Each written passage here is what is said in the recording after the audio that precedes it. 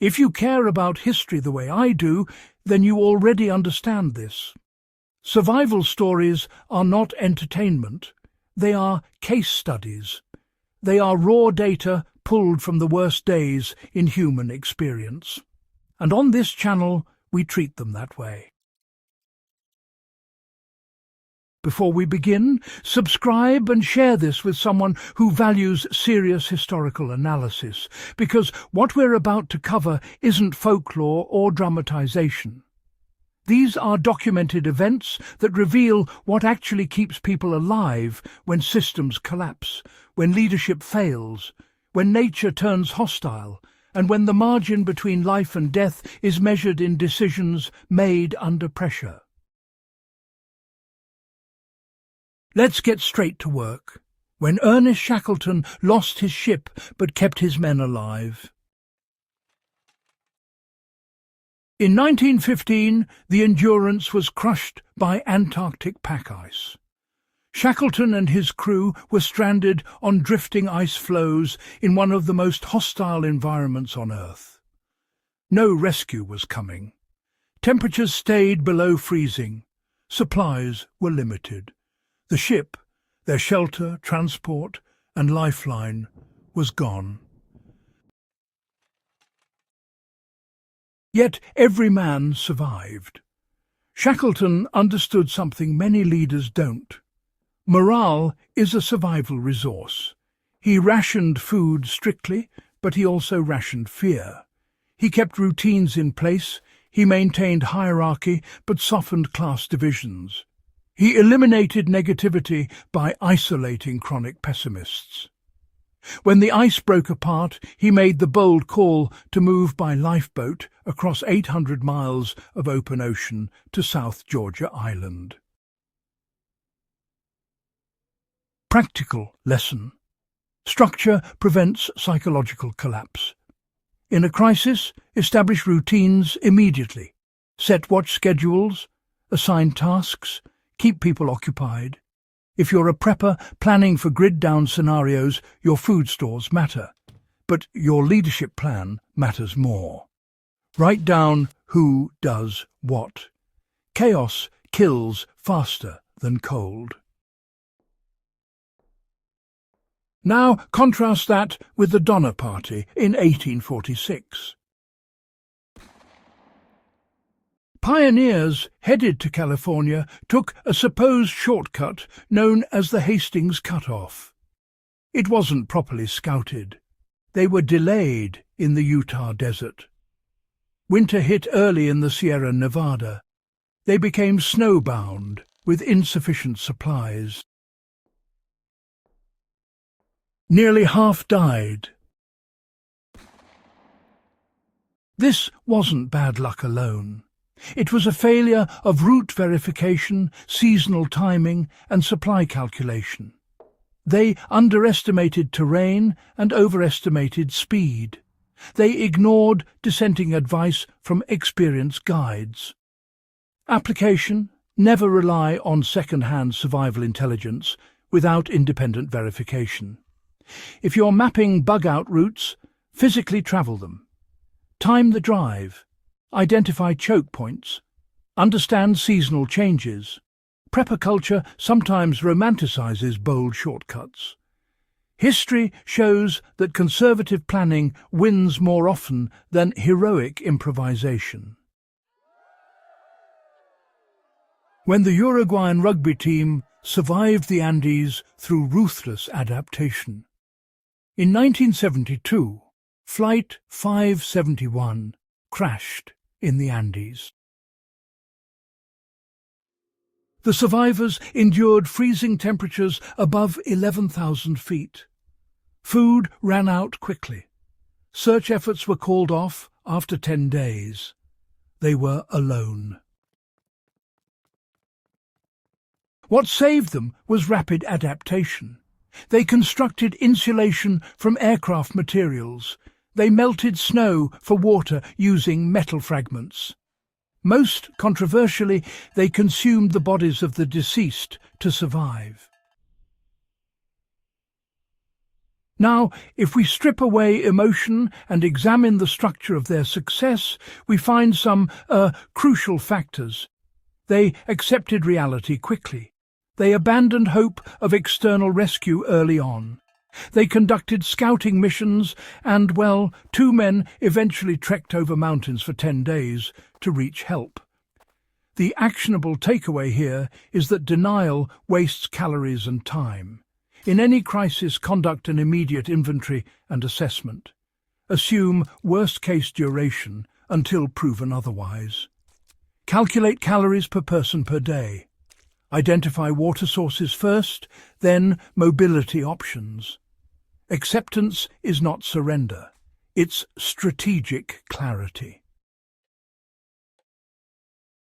When the Siege of Leningrad began, it proved that sometimes endurance can outlast even the most relentless brutality. From 1941 to 1944, Leningrad was besieged for 872 days. Civilians faced starvation so severe that daily rations dropped below 300 calories at times. Temperatures plunged below -30 degrees Celsius. Infrastructure simply collapsed. Yet the city did not fall. Residents grew food in every available space. They burned furniture for heat. Cultural institutions remained active. The famous Shostakovich Symphony was performed during the siege as a psychological counterattack. The lesson here is layered. Urban survival requires decentralized resource production. Gardens matter.